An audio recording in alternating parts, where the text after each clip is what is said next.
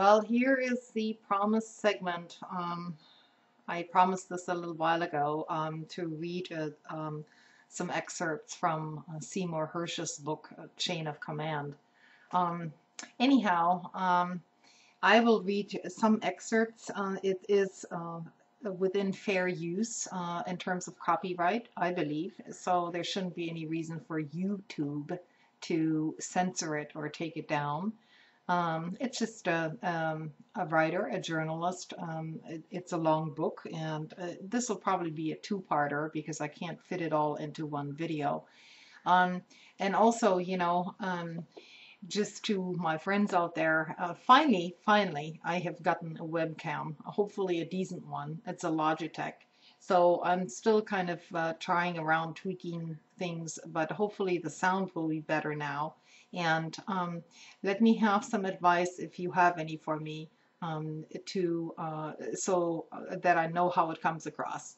Okay. So anyhow, uh, this is from a chapter called The Middle East After 9/11. The specter of an American failure in Iraq has created new anxieties and new alliances and reshaped the politics of the Middle East. Before the war, the neoconservatives in the Bush administration had convinced themselves that the road to the Middle East democratization and peace ran through Baghdad.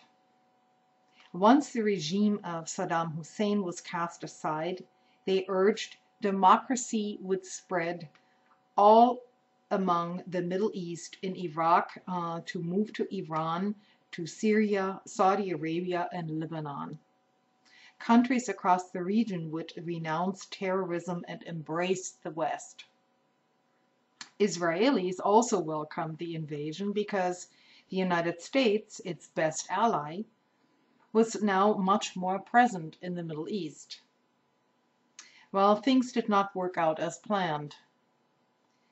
Terrorism, instead of democracy, is now spreading throughout the region. And of course, as you know, many of us had predicted this beforehand, particularly Middle East experts who had been in the region for a long time and knew a lot more than the neocon faction. Anyhow, he continues to write that the stories that follow are about nations with one essential element in common. They present challenges that the Bush administration, driven by its obsession with Iraq, has been unwilling to address. In Saudi Arabia, a corrupt royal family is implicated in the movement that opposes it. Interesting, very interesting, because what this sentence actually implies is that Osama bin Laden, Al-Qaeda, and so forth are implicated with the royal family and are getting financed by them. Well, it gets even better. Beginning in 1994 or earlier, the National Security Agency collected electronic intercepts of conversations between members of the Saudi Arabian royal family, which is headed by King Fahd. The intercepts depicted a regime increasingly corrupt, alienated from the country's religious rank and file, and so weakened and frightened that it had brokered its future by channeling hundreds of millions of dollars in what amounted to protection money to fundamentalist groups that wished to overthrow it. Now, I'm assuming this protection money is to keep things a little bit calm on the home front in Saudi Arabia. The Saudis and the Americans arranged a meeting between Defense Secretary Donald Rumsfeld and King Fahd during a visit by Rumsfeld to Saudi Arabia shortly before the beginning of the air war in Afghanistan, in other words, in October 2001, right after the 9/11 attacks. The United States, however, knew that King Fahd had been incapacitated since suffering a severe stroke in the late 1990s. A Saudi advisor told me, and this is Hirsch talking here, a Saudi advisor told me at the time of the visit that the king had around-the-clock medical treatment, was able to sit in a chair and open his eyes, but was usually unable to recognize even his oldest friends.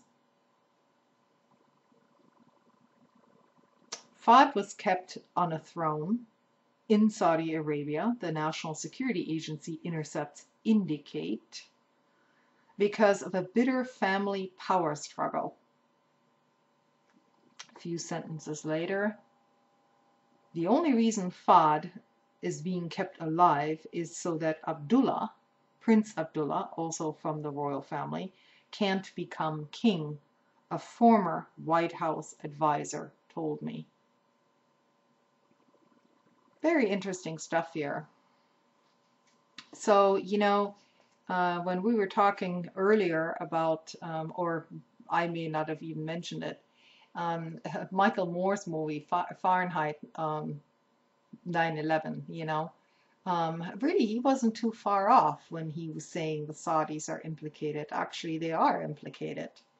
And the NSA intercepts revealed the hypocrisy of many in the Saudi royal family and why the family has become increasingly estranged from the vast majority of its subjects.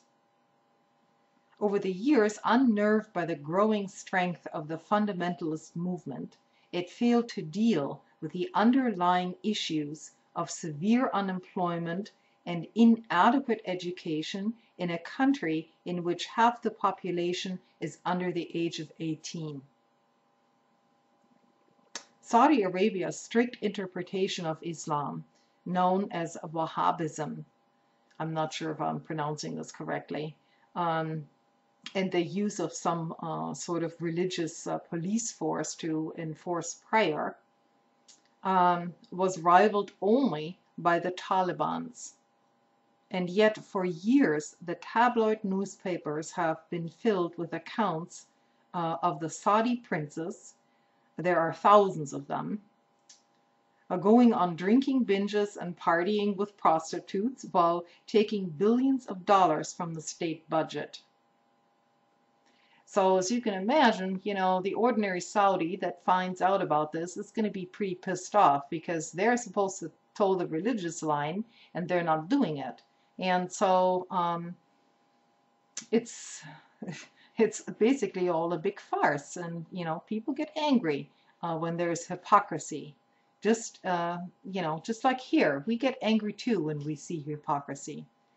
Anyway, I see this video is going to be a little longer than I thought it was going to be, so this is going to be part 1, and part 2 will follow. Until later, thanks.